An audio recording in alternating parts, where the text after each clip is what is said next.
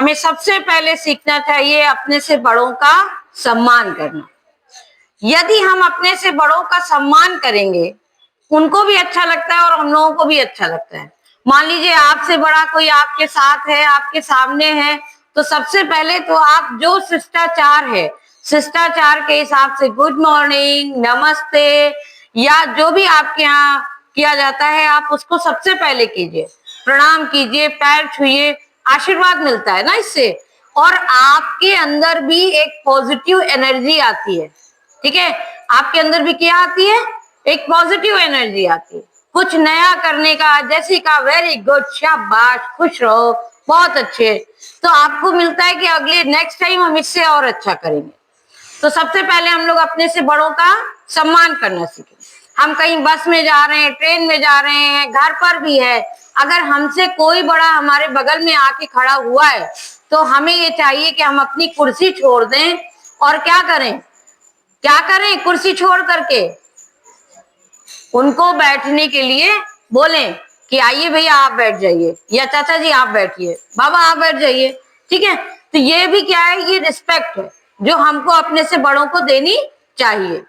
Second, उसमें जो second step है, जैसे आप अपने से बड़ों का रिस्पेक्ट करेंगे, आपको रिस्पेक्ट मिलेगी। वो भी पैर छूने के लिए जब आप झुकते हैं, तो जिसके भी आप पैर छूते हैं वो क्या करता है, झुक करके आपको उठाता है, झुक करके उठाता है ना आपको।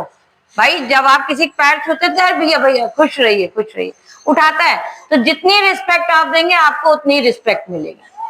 दूसरा, उसमें बच्चों, जैसे हम लोग यहाँ स्कूल आए, तो आपको पर डे सिखाया जाता है कि हम स्कूल आए तो अपने पेरेंट्स को गुड मॉर्निंग बोल करके आए।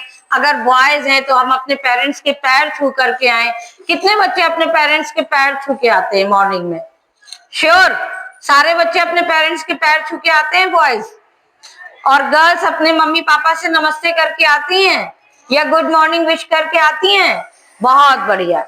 सेकेंड स्टेप में आप स्कूल के लिए जब स्टार्ट होते हैं तैयार होना, तो आप एक दिन पहले जब जाते हैं तो अपनी ड्रेस को कहीं भी अव्यवस्थित तौर पर फेंक देते हैं ना, उनको सुव्यवस्थित रखिए, एक जगह पर रखिए, और सुबह उठिए तो अपने आप अपनी ड्रेस पहनिए, अपने शूज पहनिए, सॉक्स पहनिए, और जो भी आपकी मम्मी ने लंच में आपके लिए तैयार किया है, रोटी सब्जी सबसे बढ़िया, वो खाइए, दूध पीजिए, और एक हेल्दी जीवन के साथ अपनी नई शुरुआत कीजिए, और स्कूल आने के लिए गेट रेडी हो जाइए।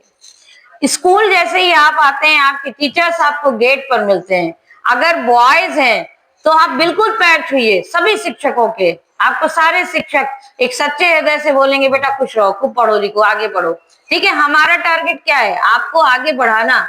और जब आपको पॉजिटिव थॉट्स मिलते रहते हैं, और आगे बढ़ोगे, खूब तरक्की करो बेटा, आगे बढ़ो, तो ये आपको आगे बढ़ाता है। ठीक है, सबके चरण स्पर्श कीजिए, प्रणाम कीजिए, जो भी आप करते हैं, ठीक, वो कीजिए, और उसके बाद आप अपनी डेली रूटीन की शुरुआत कीजिए। ठीक, स्कूल में मॉर्निंग असेंबली आपकी स्टार्ट होती है रघुपति राघव राजा राम से।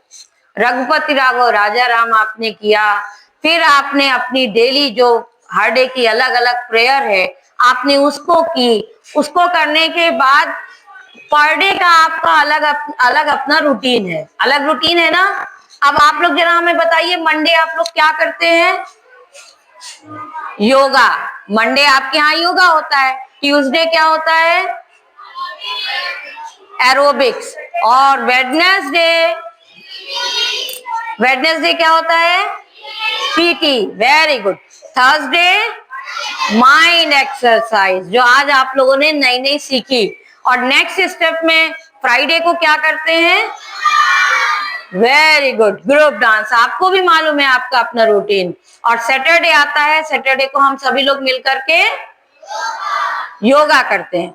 तो इस तरह से हम लोग अपने डेली रूटीन की शुरुआत करते हैं। आपने एरोबिक्स किया, आपको एनर्जी मिली, आपने ग्रुप डांस किया, आपको एनर्जी मिली, आपने एनर्जी गेन किया, आपने पीटी की, आपकी बॉडी में एनर्जी आई, आपकी बॉडी फ्लेक्सिबल हुई।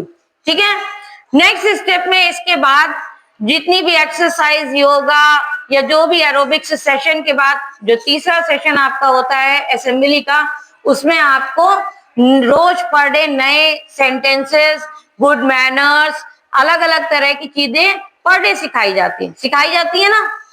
अब इन सारी चीजों को मिला करके आपकी अपनी पर्सनालिटी को इम्प्रूव होना चाहिए और अच्छी होनी चाहिए। ठीक है, इसी स्टेप में आज का टारगेट है कि आज हम आपको बताएं कि गुड मैनर्स क्या क्या है, उनको हम लोग करें और जिससे हमारी पर्सनालिटी और भी अच्छी हो। गुड मैनर में सबसे बड़ी बात है कि हम अपने से बड़ों की रिस्पेक्ट करें, उनका कहना माने। ठीक है, हमारे बड़े अगर किसी चीज के लिए मना कर रहे हैं तो उस काम को हम कतई ना करें।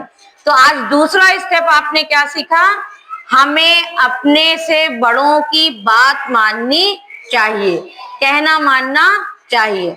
जैसे कुछ बच्चे हाफ शर्ट में आते हैं, टीचर्स भी बराबर बोल रहे हैं फुल स्लीव्स में आइए, स्कूल का स्वेटर पहन करके आइए, है ना, प्रॉपर यूनिफॉर्म में आइए, ये आपको सिखाया जा रहा है तो इसको आप सीखिए।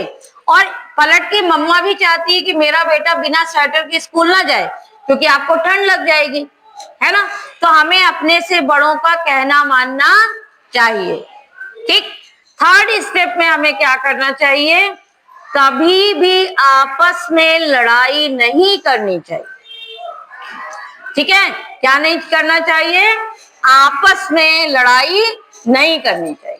जरा सा किसी ने पेंसिल ले ली, लड़ाई हो गई, रबर ले लिया उसके लिए लड़ाई कर ली, पेन पेंसिल ले लिया तब भी। तो हमें कभी भी जरा जरा सी बात पर आपस में, जैसे हम घर में भाई बहन वैसे हम स्कूल में भी भाई बहन है या बहन बहन है, तो हमें आपस में लड़ाई नहीं करनी चाहिए। लड़ाई करनी चाहिए? नो। अगर आप